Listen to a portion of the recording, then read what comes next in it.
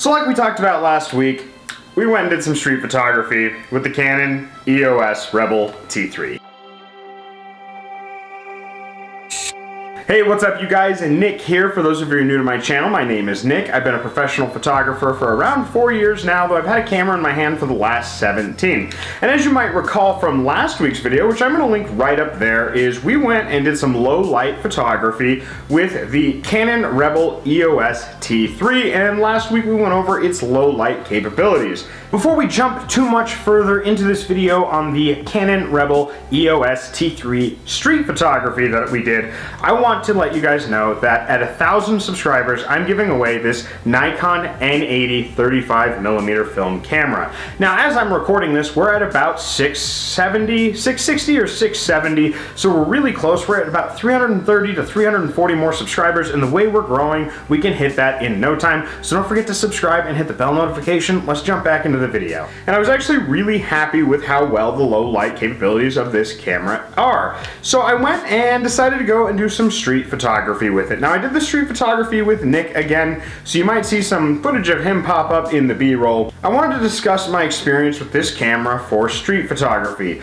With the Yongnuo 50mm 1.8, which you guys know how much I enjoy as a lens for my Nikons, I can say that this is a pretty capable camera. It feels lighter in my hand than my D5300 or even my D5100, though it doesn't have the cool little flip out screen, but that's because this is a basic consumer entry-level camera. Overall, I'd have to say that it was a lot of fun going out and doing some street photography with it. As you guys can see from the photos that I'm posting, contrary to the low light photos that had a little bit of noise in them, these photos came out actually extremely clear and extremely good looking. A lot of them are in black and white, and I do that on purpose when I'm doing street photography. I just like the way black and white looks when you're doing street photography. Now, I have the same complaint while we were out doing street photography with this camera as I did in last week's video, and that is the autofocus. Again, if you watched last week's video, you guys can skip a couple moments ahead, but the autofocus with this camera is a bit odd. In order for me to set the autofocus, I have to push the bracketing button before I can use these keys here to choose my autofocus. Well, the point of focus for my autofocus. Whereas on the Nikons that I have, those arrows are exclusively for autofocus. And the reason for that, I think, is because those are hotkeyed on the back of this camera for ISO, white balance, shutter release is what I'm going to call it, as well as there is an autofocus key on there, and that's to select what kind of autofocus you want to use. Other than that one complaint, so far the camera is treating me very well. I enjoy street photography, and as I've discussed in some of my earlier street photography videos, you have to be careful. In the United States, you're allowed to go out and take photos of anything and anyone in public.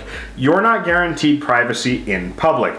People don't always like that. I've heard stories of photographers being assaulted, attacked, having the cops called on them, things along those lines. I've never had to deal with that, but I've also never photographed in a large city, and I don't generally photograph people when I'm doing street photography. Generally, if I'm going out and about to do street photography, I'm taking pictures of graffiti, of stickers, of architecture, things like that. As you've probably seen in my Nikon D53 f8 and Be There video, which I will link right up there. But overall, with how light this camera is, I'd say that this is actually a pretty good go out and do something camera, especially with such a small lens. The 50mm, again, I have raved and raved about it. I'm going to link my video for why you need a nifty 50 up in the corner right there, but this low profile, again, the camera is very, very small. This is a full-size DSLR camera.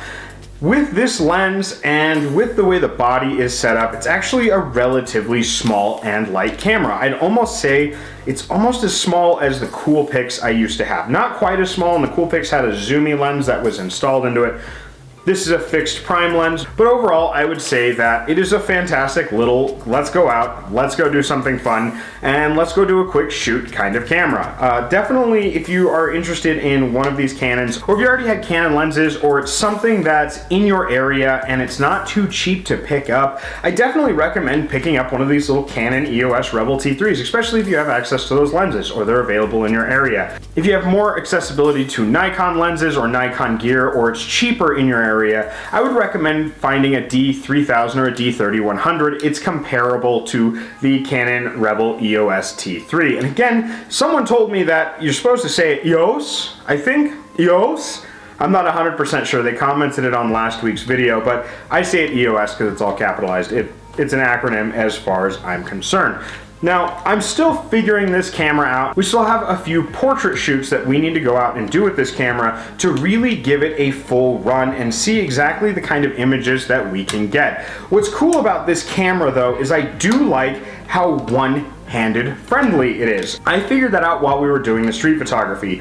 It is very, very friendly for only using one hand to click all your buttons. Again, you can do your shutter release style, your ISO, your autofocus, your white balance, or your menu, all with one hand and looking down at the screen. You can also do your playback and change your options, as well as switch from manual to auto or any of the other options that this camera offers, all with one hand. Your shutter speed and your f-stop are this knob up here, and we will do a really in-depth video on how to use this camera as we have with all of our other Nikons. Now, I've done a little bit of research, and I actually went through the user's manual finally, or completely went through it, and I found that it does have live view. You just push this button right here, and it opens up your live view, which is actually pretty neat and pretty convenient. I'm not the biggest fan of live view because it drains your battery really, really quick, but it is nice to have in certain situations. And even that live view is right there, easily reached with your thumb. The Canon, again, as I've said in the past, and I'll say it again,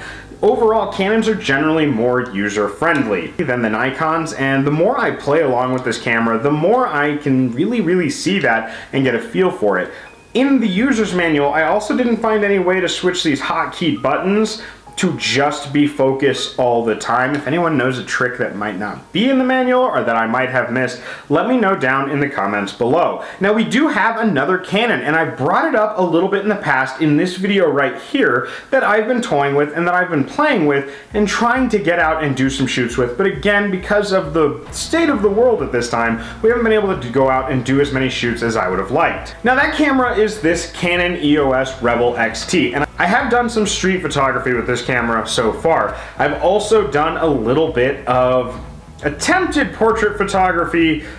I ran into some issues that were user error. It was my fault, but as you can see on this older model Canon EOS XT, it is not as user-friendly even as the Canon Rebel 3 is. All of these buttons are on one side for ease of use, whereas this one has buttons here and here. But overall, they were both really easy to use. They're both very compact and small cameras, and they were both a lot of fun to go out and shoot with. Now, that one I am borrowing from Nick, and I do need to finish up the videos I have on that one to show you guys.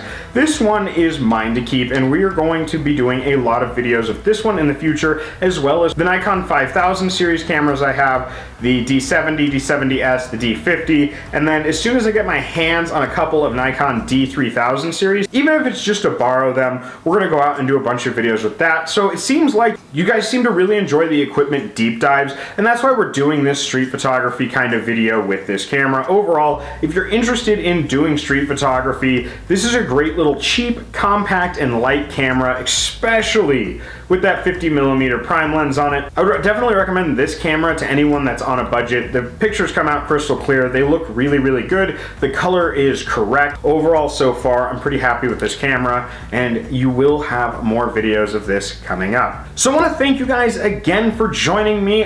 We are almost at 700 subscribers now. I cannot believe that. And at 1,000, so about 330 away, I'm giving away this Nikon N80 35mm film camera. This is one of my favorite cameras. I have two of them. I figured this would be a really good 1,000 subscriber giveaway, and then when we get to that point, we will discuss the next giveaway. So please like, comment, and subscribe. Hit the bell notification so you guys know right when I upload. I upload about once a week on a main video like this, and I'm starting to get more into shorts. I have a really cool short on how to set your white balance on the Nikon D70 with a custom white balance using gray and white cards, and I'll link that one right up there. So please like, comment, subscribe, hit that bell notification, and I will catch you all on the flip side. Bye!